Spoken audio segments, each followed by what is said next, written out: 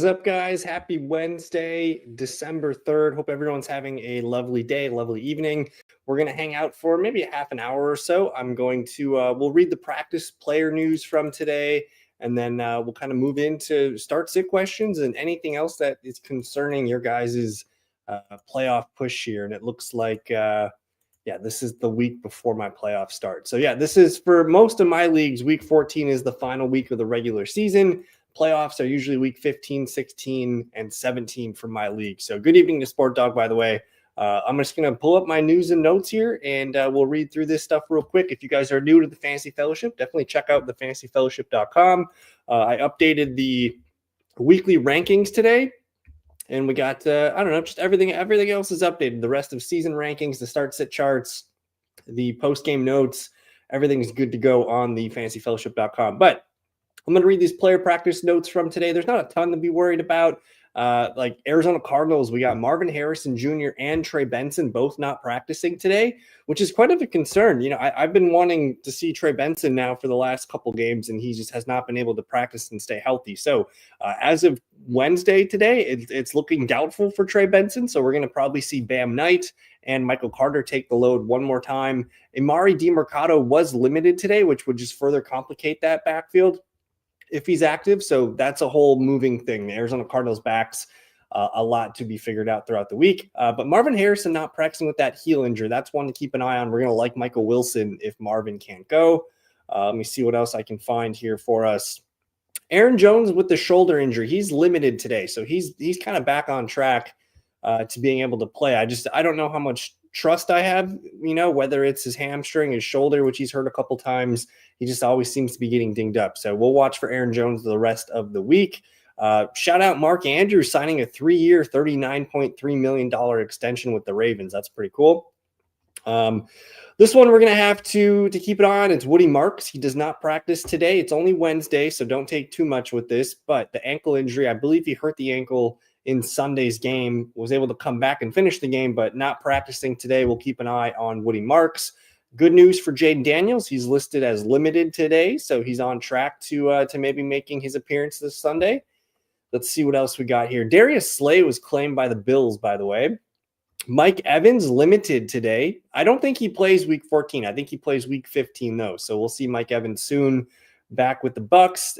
Good news for the Packers. They have some big-time offensive weapons practicing today. Jaden Reed limited, Marshawn Lloyd, who we have not seen yet this season, and then Matthew Golden. So they're potentially getting a lot of juice on the offensive side here. I'm expecting Jaden Reed to play Sunday. I'm expecting Matthew Golden to play Sunday. I don't think we're going to see Marshawn Lloyd maybe next week, but huge sign for the Packers gaining some big weapons on offense there. Chris Olave, he had the back spasms last week. He's not practicing again today. I think it's something he can play through, but we'll watch his reports the rest of the week. No Alvin Kamara for the Saints, so I think he's going to be on the doubtful side for me in my rankings. So another week of Devin Neal. Dylan Sampson does not practice for the Cleveland Browns. So if you're desperate and you need something, maybe Jerome Ford is worth looking into if Sampson cannot go. Chicago Bears, man, Kyle Monangai and Romo Dunze both did not practice today. So those are some big names on the Bears offense. So we're going to have to watch for them tomorrow. Again, it's Wednesday. Hopefully these are just precautionary things and letting them heal up. But Monangai and Odunze both out today. Parker Washington did not practice for the Jags. I don't think he's going to play. So we'll see about that the rest of the week.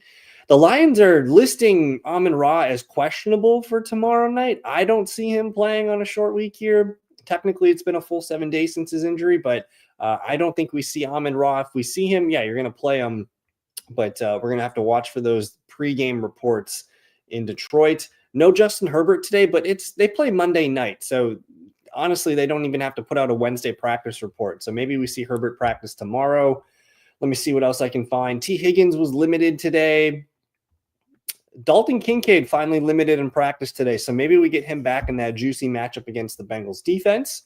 No Drake London today, so not practicing to start the week. That's a bit of a concern. I'm going to probably list London as doubtful for the rest of the week. Deshaun Watson had his 21-day practice window opened today with that Achilles injury he tore last year, so that's something to keep an eye on. What else do we got? Adam Thielen was claimed by the Steelers last night, and I'm into the Tuesday practice stuff. So that's it for the practice news. We're gonna get into it here. And oh my God, Frosty, I know. I don't think they should have traded him. It was his first game back. You miss a couple games, you got to kind of get ramped back up. And this offense has shifted a little bit since he's been departed. Just the more run heavy approach. You have Jacoby Myers being more of a focal point. Brenton Strange is also back as well. I'm still going to say better days are ahead for Brian Thomas Jr., but right now it doesn't look like he's going to be a guy that we drafted in the second round where he's getting 8 to 10 targets a game. Sure, he could have one or two of those games yet this year, but for now, he's a fringe wide receiver 3 flex, and he's pretty frustrating. So I'm waving the white flag on BTJ, man. It's frustrating. Which QB to play out of Dart, Nix, and Daniels? I mean, it's week 14 right now. I don't really want to think too far out. If I had to pick one, we're going to see what Jaden Daniels looks like this weekend. So if things look good for him, we're probably going to rank him the highest. I'm just pulling up the week 15 schedule real quick here, Frosty. They're going to Giants and Commanders. That could be a fun game for the quarterbacks there. And Bo Nix is going to get, where's Denver?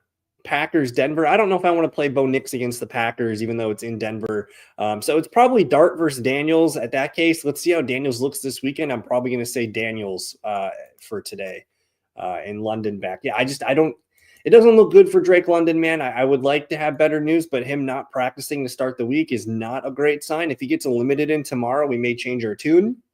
But I don't know, man. The Falcons just don't have much to play for. They're going to get the Seahawks this weekend. A little bit nervous about London.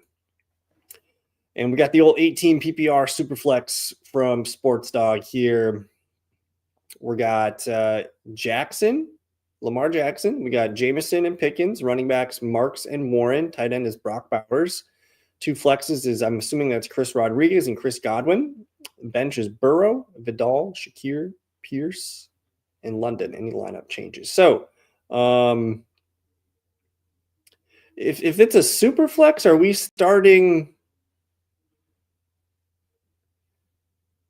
Joe Burrow? I'm confused here a little bit, my man. If it's super flex, we're getting Joe Burrow in, right? I don't think London's going to play, so I think the lineup that you have here in front of me right now is probably what I would do. I'm fine with Chris Rodriguez against the Vikings. I'm fine with Chris Godwin against the Saints. Alec Pierce maybe against the Jaguars, if that's who that is, could be kind of interesting there. But I did rank Godwin pretty highly, kind of really close to Alec Pierce, I believe. Let me just look at my rankings this week for the receiver position. Let's see. I got Chris Godwin, wide receiver 27, Alec Pierce, wide receiver 31. So I think you got this set up pretty well. If you wanted to swap out Chris Rodriguez, he's going to be like 60 yards and a touchdown. So it's really like an 8 to 12 point range for Rodriguez for the most part. If you wanted to play Alec Pierce over Rodriguez, I'm not opposed to it. But let's keep an eye on Drake London the rest of the week. And hey, good evening to Double Tap. Hope you're doing well. How do you feel about Isaac Tisslaw if there's no St. Brown or Khalif? I believe they already ruled out Khalif Raymond. So we're going to see Tisslaw and Tom Kennedy be the primary second and third receiver for the Lions tomorrow night. Khalif Raymond ruled out. Brock Wright also ruled out, and same with Shane Zylstra. So they're really hurting at tight end and receiver coming into this one. I personally don't think Amon-Ra plays. If no Amon-Ra, Tisslaw, I have him ranked. Let me see here. I have him ranked wide receiver 46. He's right next to guys like Devon Vele, Darnell Mooney, Jordan Addison. I'll probably move Mooney up a tad if London is confirmed out, but he's in the tier of like Franklin, Addison, Mechie, Burden, those kind of guys. So he's not like a big play, but he catches touchdowns. And I think against Dallas, there's a good chance that he does catch a touchdown. So he is a strong wide receiver 4. I don't think he's a top 40 play for me just because of the unknown level of this, but it could be a fun start to the week if you do put in Tesla and he gets a touchdown. And hey, I appreciate the comments, Allison. I don't know what's going on here. YouTuber, listen. Yes, we are listening. Garrett Wilson, we're the stash. I think so. I mean, if you got room on your bench, you can, and he's out there. The playoffs start next week in most fantasy leagues. So yeah, let's give him a stash. Yeah. A little bit different injuries, I think. Terry with the quad injury. I think he's dealing with a knee injury for Garrett Wilson. But I just the passing game is a lot better and more fantasy points are going to be had from Mariota, Jaden Daniels than the Tyrod Taylor offense. So I don't know if I would compare the two exactly, but I think Terry McLaurin did rank out pretty well in my rankings this week. I got him at wide receiver 15 against Minnesota, and don't have Garrett Wilson on my rest of season stuff, I think, yet. But we'll find out if Garrett Wilson's on track to play. I think next week he can return. I can't remember exactly, but I think it's week 15 that we could see Garrett Wilson back. Let me actually look that up real quick. Let me go find Mr. Garrett Wilson.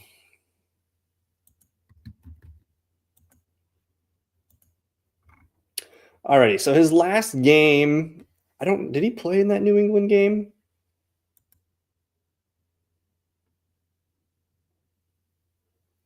Yeah, so next week is the earliest. So maybe he gets his practice window opened up next week, and then I'm gonna say maybe he plays week 16, 17, but they're really at the end of the season here. I don't know if it's smart for him to come back out and play. So it is a gamble if you want to hold on to Wilson and wait for the reports next week and see if he's activated to practice and things like that. But again, I think it's week 16 that I would expect Garrett Wilson to maybe suit up and play for once.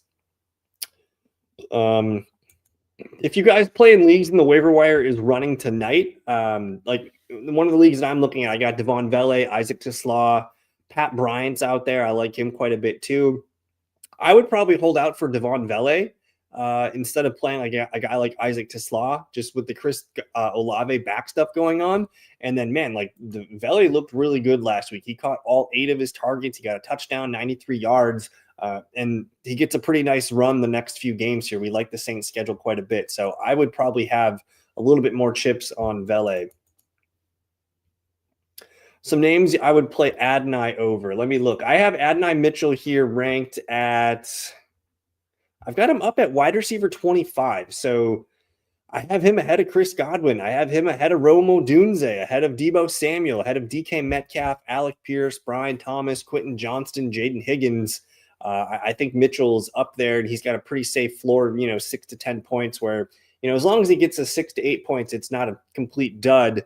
And we've seen the ceiling here. It's 100 yards and a touchdown for a guy like Adonai Mitchell against Miami. We still really can't name a lot of Miami defenders back there. So Mitchell, he's a strong end wide receiver 3 this week. Yeah, we talked about this a little bit last night. It is the New Orleans Saints schedule that appears to be lining up the best, especially week 17. They're going to get the Tennessee Titans. Week 16, they get the Jets. We'll see about the Carolina game. I think that would be a low-scoring game, Carolina in New Orleans. And New Orleans did beat Carolina a few weeks back, kind of week 10 it was, almost a month ago. So we do like the Saints quite a bit. And then if I'm looking real quick at our Buccaneers schedule, let me pull that up real quick. So Tampa obviously hosting the Saints this weekend. I mean, I'll start Tampa Bay against the Falcons in week 15. I don't think I'm scared of playing Tampa Bay. It's in Carolina week 16, but I don't hate it. And then they get the Dolphins week 17. So that is a strong opportunity there. And I know the Saints don't have anything to play for, but neither do really any of the other teams that they're going to end up playing. We're talking bottom of the barrel teams, and I think the Saints are probably better than the Titans. I think they're better than the New York Jets. So I don't know. I'm willing to hold on to him and see where it goes. I mean, it's still a couple weeks out, and we can monitor how the Saints look over the next 2 games as they're playing Tampa Bay and Carolina. But I think they're better than the Jets and the Titans, at least right now. And we'll see if the Jets get healthier. Let's look at the Bears schedule week 15. Chicago at home against Cleveland. Yeah, that's going to be a fringe top 5 defense for fantasy that week. I don't know if the Bears have a good schedule after that, but if you want to Yeah, and I know the first round of the playoffs is week 15. If you want to make sure you get a good defense in week 15, I would do so. They're going to get the Browns and the Packers and the 49ers, so it's really only week 15 that I would be interested in the Bears. Other defenses you can maybe pick up this week. Jacksonville's going to get the Jets at home in week 15. That one could be available for you guys. Again, I like the Saints. It is Carolina, but I still like the Saints. The 49ers, that's another defense that you could look at. 49ers are going to get the Tennessee Titans week 15 in San Francisco. So that one might be floating out there. I think I'm open to Dallas. Dallas is going to be hosting the Minnesota Vikings on Sunday Night Football. So Minnesota offense is arguably one of the worst in the league right now. So those are some sneaky other week 15 defenses for you to take a peek at. And yeah, like I'm trying not to like psych myself up and make this game bigger than what it is. It's it's only week 15, but this is a huge game in the NFC. It's probably the biggest game so far of the NFC for the first. I think it's for the first overall seed. I guess if the Rams or whoever want to win, that could happen too. But NFC North on the line. And we get to kind of measure these two teams, and then we're going to see them play again back in week 16. So we're in the fun part. My favorite part of the season is right now. After the Thanksgiving weekend, the games ramp up a little bit, and now we're fully into these, these playoff games. And there's a lot, like the schedule this week alone. Last Sunday was bad. There was bad football games all across the board. But this weekend, we're getting Dallas, Detroit. That's an NFC wildcard game right now at this point. We're going to get Cincinnati, Buffalo. Cincinnati's got to keep winning to stay alive, and they're 2 games out of the AFC North. So that's a mini wild card type playoff game. You have Tampa Bay trying to beat New Orleans. I don't know if that's a playoff game, but I'm excited about that game. And then the Colts, Jacksonville, that's a banger. AFC South on the line. Pittsburgh, Baltimore, AFC North on the line. And then you got the AFC or the NFC North with Chicago and Green Bay. And then Sunday Night Football, we got Houston, Kansas City. Monday Night Football, we got Philly, LAC. Like, there's so many good games this weekend. It's probably one of the best weekends of the year so far for football. That's a great question. The outlook was still pretty good last week. It was just finally a game where Chuba was healthy and he looked really good on his touches, and they kept feeding him. The overall snaps, touches, and routes, let's pull those up real quick and I can read them for you guys. We finally saw Chuba out-touch.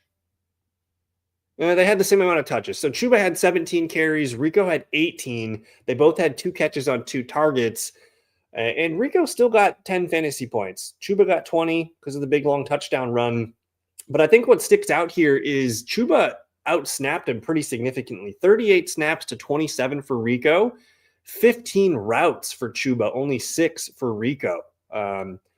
So it's hard to project what's going to happen going forward. I think at this point right now, it's a 50-50 split. I'm going to rank Rico Dowdle a little bit higher as a low-end RB2, and I'm going to put Chuba probably as a high-end RB3, a fringe RB2. Let me look at my rankings real quick for this week. And usually on Wednesdays, when I first do my rankings, I sit with them for a little bit and I try to figure out what to do with these things. And I realize I need to get Mr. Hubbard a little bit higher. Where is Chuba Hubbard? Did I not update this?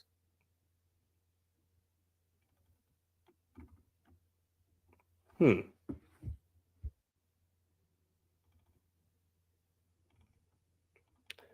looks like I might have missed something here this week. Where are my guys? Okay, I'm pulling up my my Google Sheets here.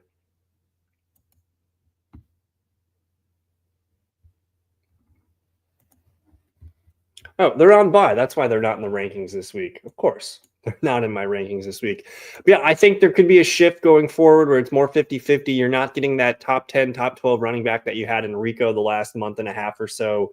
It is frustrating, but it's good for the Panthers overall. And hey, good evening to Daniel. Hope you're doing well.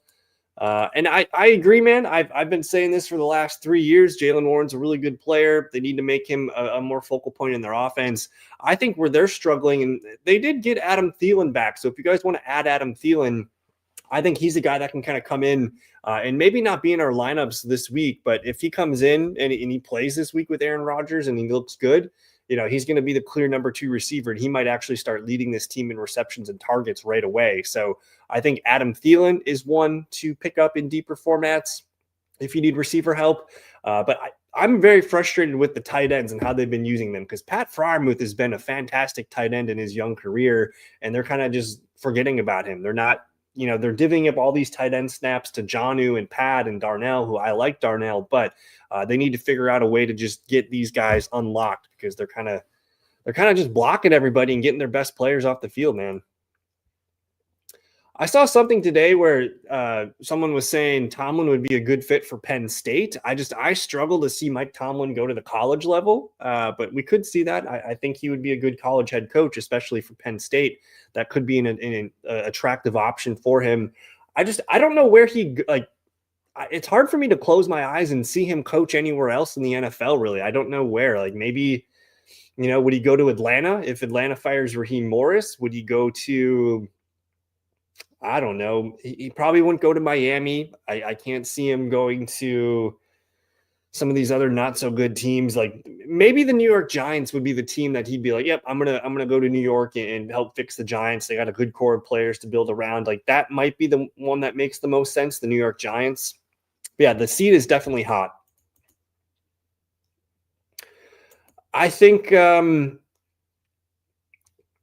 Steelers do have some interest in Will Howard, and unfortunately, they're not going to get a top 10 draft pick where they're going to be able to make a quarterback pick that could actually matter. Hitting a quarterback outside the top 10 is not very likely, but we could see them draft one again in the first round this year and kind of go into the season. But I'm also not really ruling out the Aaron Rodgers thing coming back, but that would probably require Mike Tomlin having to come back as well. It's just the Steelers have so many issues on defense. That's been the hallmark, and that's been the reason why they've made the playoffs and had so many straight winning seasons. And all of a sudden they don't have a top 10 defense, and they're just not firing on all cylinders. Yeah.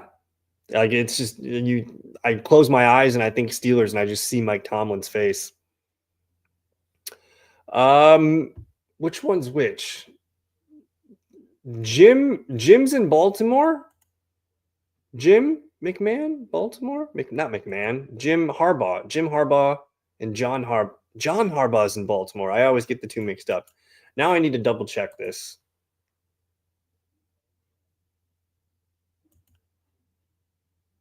Where do I see the freaking head coach? Yeah, John Harbaugh. John's Baltimore. But we will be going live tomorrow night, guys. Thursday evening, 6:30 p.m. Central Time. If you guys want to hang out and look at some things, we'll cover the player practice news for the day and answer any more start-sit questions you guys have. As far as everything on the Fantasy Fellowship, everything's up to date. Start-sit charts, weekly rankings, rest of season rankings, and then my Dynasty rankings are fresh out this week for the month. So a lot of good stuff there. I did update the receiving stat stuff on the free content, the fantasy points allowed, DraftKings game lines. All that stuff is up to date. I'll probably do some tinkering tomorrow with the game lines. But I'm really this is going to be a really good week of football, and it starts tomorrow night with this NFC wildcard playoff atmosphere here for Dallas, Detroit. We're going to be watching Amon-Ra St. Brown, but we'll see what happens. But if you guys don't have any more questions for me, I'm going to get out of here for the evening. Thank you for hanging out with me tonight. Again, we'll go live Thursday, 6:30 p.m. Central Time.